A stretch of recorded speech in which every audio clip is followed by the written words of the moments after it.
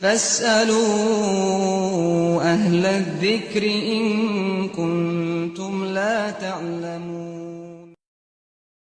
يقول الآن لا يخفى عليكم أغلب الدول الإسلامية أغلقت فيها المساجد لانتشار هذا الوباء، فنتمنى منكم توجيه للمسلمين بكيفية صلاة الرجل مع أهل بيته للتراويح، ومتى يصليها، هل بعد أذان العشاء مباشرة أو يؤخرها قليلا؟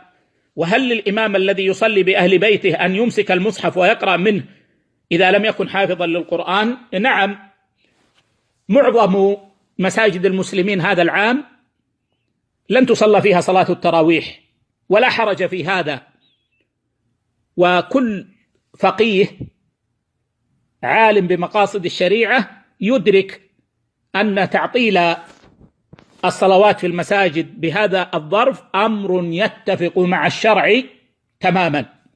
وكما قلنا في الإفطار نقول في صلاة التراويح: أولا نبشر من كان محافظا على صلاة التراويح في المسجد بأنه هذا العام يكتب له أجر ما كان يعمل في الأعوام الماضية وهو في بيته، بل نزيد على ذلك ونبشر الذي عزم هذا العام على أن يصلي التراويح ولم يكن يصليها من قبل أنه يكتب له أجر صلاة التراويح في المسجد وهو في بيته.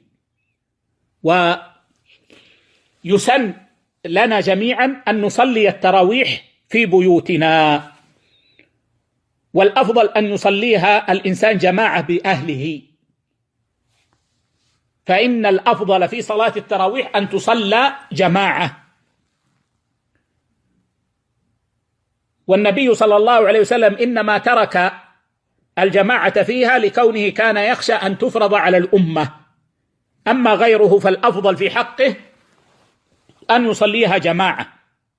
فالأفضل أن يصلي الرجل بأهله صلاة التراويح جماعة،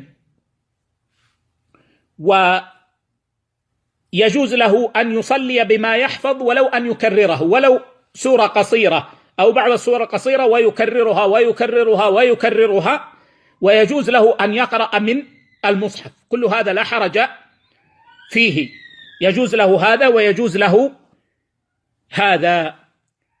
ويشرع له أن يقنت، ولا سيما في النصف الثاني من رمضان يتأكد، يجوز من أول الشهر ويتأكد في النصف الثاني من شهر رمضان على فعل السلف الصالح رضوان الله عليهم. ويجوز أن يصلي كل بمفرده، فيصلي الرجل بمفرده والمرأة بمفردها، يجوز هذا الأمر. ومتى يصليها؟ ينظر الأيسر، فإذا كان الأمر سواء فالأفضل أن يكون في آخر الليل، وإذا كان الأيسر في أول الليل بعد العشاء لأنه يخشى أن ينام أو يضعف ويكسل ويصيبه النعاس أثناء الصلاة، فإن الأفضل أن يصليها في أول الليل،